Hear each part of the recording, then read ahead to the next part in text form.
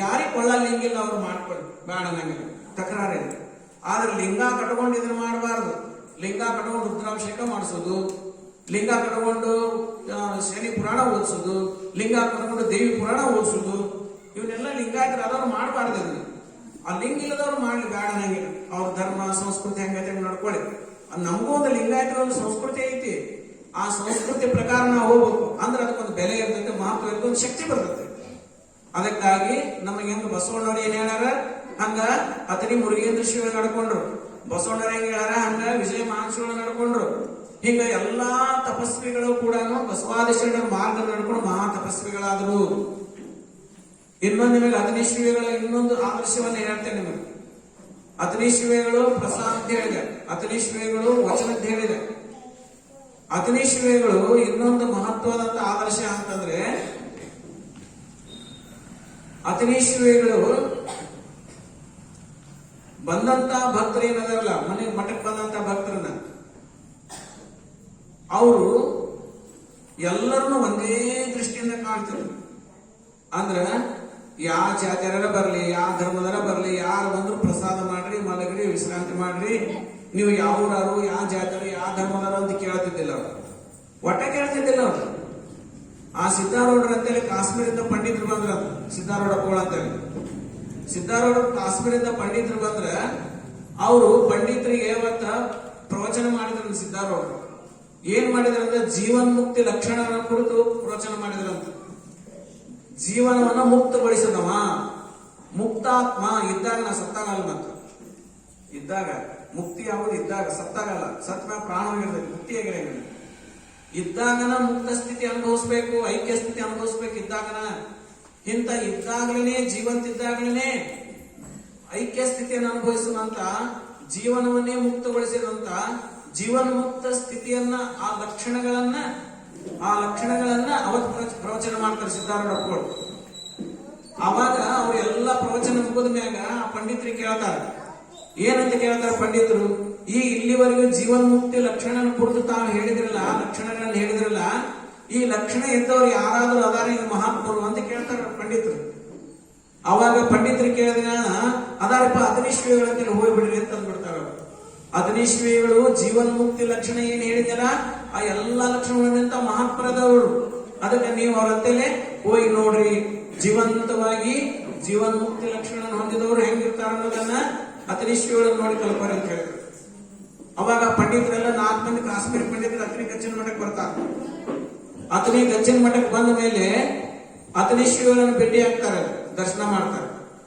ದರ್ಶನ ಮಾಡಿದ ಮೇಲೆ ಏನಂತಾರ, ಅಪ್ಪ ಅವರು ಶರಣಾರ್ಥಿಪ್ಪ ಬರ್ರಿ, ತಾವು ಸ್ನಾನ ಮಾಡ್ರಿ, ಪ್ರಸಾದ ಮಾಡ್ರಿ, ಆನಂತರ ಮಲ್ಕೊಳಕ್ ಹಾಸಿಗೆ ಹಾಸಿರಿ ಇಲ್ಲ ಮಲ್ಕೊಡ್ರಿ, ಮತ್ತ ಮುಂಜಾನೆ ಸ್ನಾನ ಮಾಡ್ರಿ, ಮತ್ತ ಪ್ರಸಾದ ವೆರೈಟಿ ಪ್ರಸಾದ, ಆ ಪ್ರಸಾದ ಈ ಪ್ರಸಾದ ಅವ್ರಿಗೆ ಮಾಡಿಸೋದು, ಮತ್ತೆ ವಿಶ್ರಾಂತಿ ಮಾಡ್ರಿ, ಪ್ರಸಾದ ಮಾಡ್ರಿ, ವಿಶ್ರಾಂತಿ ಮಾಡ್ರಿ, 4 ದಿವಸ ಇದ್ರಾಗ ಹೋಗ್ತದ. ಅವಾಗ ಅಂದ್ರು ಅವರ ಸಿದ್ದಾರೂಢರ ಭಯಂಕರ ದೊಡ್ಡ ತಪಸ್ವಿಗಳು ಇಡೀ ಕೊನೆ ಜೀವನ್ ಮುಕ್ತಿ ಲಕ್ಷಣಗಳನ್ನ ಅವ್ರಿಗೆ ಹೇಳಿದ ಮ್ಯಾಗ ಎಲ್ಲಾ ಲಕ್ಷಣಗಳನ್ನ ನೀವು ಇಲ್ಲಿ ಕಾಣ್ತೀರಿ ಅಂತಂದ್ರು.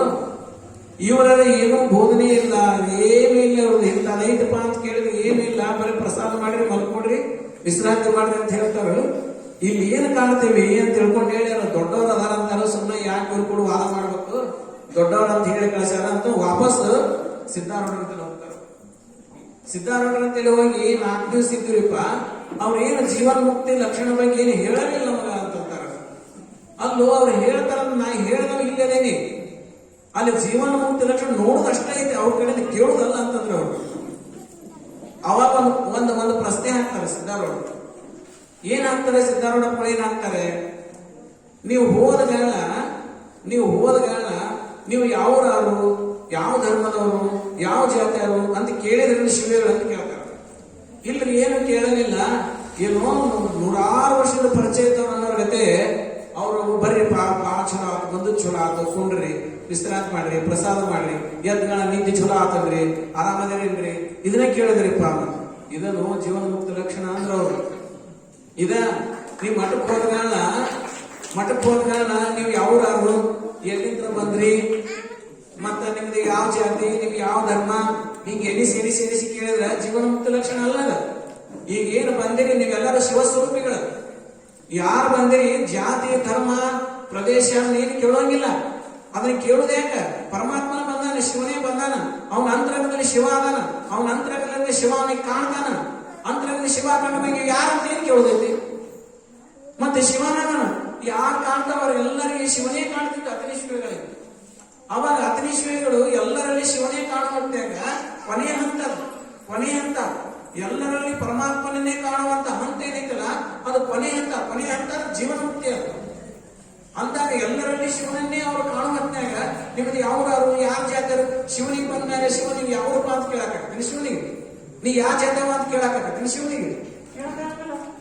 ಅಂದ್ಮ್ಯಾಗ ಅದೇ ಎಲ್ಲರಲ್ಲಿ ಪರಮಾತ್ಮನನ್ನ ಕಾಣುವಂತ ಕೊನೆಯ ಹಂತ ಏನೈತಲ್ಲ ಯಾವ್ದಾರು ಯಾವ ಜಾತರ ಅಂತ ಕೇಳಂಗಿಲ್ಲ ಅವ್ರು. ಅದೇ ಜೀವನ ಮುಕ್ತಿ ಲಕ್ಷಣ. ಅದು ಬರೋದು ಬಹಳ ಕಷ್ಟ ಐತೆ ಅಂದ್ರೆ ಇದನ್ನ ಇಂಥ ಹಂತವನ್ನ ಅತನಿ ಮುರುಗೇಂದ್ರ ಶ್ರೀಗಳು ಇದನ್ನ ಅನುಭವಿಸಿದ್ರು. ಅದಕ್ಕ ಬಸವಣ್ಣವರು ಒಂದು ವಚನದಲ್ಲಿ ಹೇಳ್ತಾರೆ, ಈ ಜೀವನ ಮುಕ್ತಿ ಲಕ್ಷಣ ಗುರು ಬಸವಣ್ಣವರು ಒಂದು ವಚನ ಹೇಳಿದ್ರೆ ಆ ವಚನಕ್ಕೆ ತಕ್ಕಂಗೆ ಅತನಿ ಶ್ರೀಗಳಿದ್ರು. ಈ ಒಂದು ಲಕ್ಷಣ ಬರ್ಬೇಕಾದ್ರೆ ಏನ್ ಕಾರಣ ಅಂತಂದ್ರೆ ಲಿಂಗ ಯೋಗವನ್ನು ಮಾಡ್ತಿದ್ರು. ಲಿಂಗ ಬಿಟ್ಟು ಇನ್ನೊಂದು ಪೂಜೆ ಮಾಡ್ತಿದ್ದಿಲ್ಲ. ಲಿಂಗ ನೋಡಿ ನೋಡಿ ನೋಡಿ ನೋಡಿ ನೋಡಿ ಕಣ್ಣು ತುಂಬಾ ಲಿಂಗನ ಕಾಣ್ತಿತ್ತು, ಮನಸ್ಸು ತುಂಬಾ ಲಿಂಗನ ಕಾಣ್ತಿತ್ತು, ತನ್ನೊಳಗ ಲಿಂಗ ಕಾಣ್ತಿತ್ತು, ಕಣ್ಣೊಳಗ ಲಿಂಗ ಕಾಣ್ತಿತ್ತು. ಮುಂದೆ ಮೂರನೇ ಹಂತದಲ್ಲಿ ಬಂತಂದ್ರೆ ಎಲ್ಲರೊಳಗೂ ಲಿಂಗ ಕಾಣಕ್ ಚಲೋ ಆಯ್ತು. ಎಲ್ಲರೊಳಗೂ ಲಿಂಗ ಕಾಣಕ್ ಚಲೋ ಆಯ್ತು. ಇದು ಲಿಂಗ ಯೋಗದ ಕೊನೆಯ ಪರಿಣಾಮ. ಮೊದಲು ನನ್ನ ಕಣ್ಣೊಳಗೆ ತುಂಬ್ಕೊಂತತೆ, ಆನಂತರ ನನ್ನ ಮನಸ್ಸಿನ ತುಂಬ್ಕೊಂತತಿ, ಅದೇ ತುಂಬ್ಕೊಂಡ್ಬಿಡ್ತತಿ ಅಲ್ಲ. ಆನಂತರ ಕೊನೆಯ ಮೂರನೇ ಹಂತ ಏನ ನನ್ನ ಮನಸ್ಸಿನಾಗ ಹೆಂಗ್ ತುಂಬ್ಕೊಂಡು ನಮ್ಗೆ ಕಾಣ್ತತಿ ಹಂಗ ಎಲ್ಲರ ಹೃದಯದೊಳಗೆ ಅದೇ ಕಾಣಕ್ ಚಲೋ ಆಗತ್ತೆ, ಎಲ್ಲರಿಗೂ ಅದೇ ಕಾಣಕ್ ಚಲೋ ಆಗತ್ತೆ.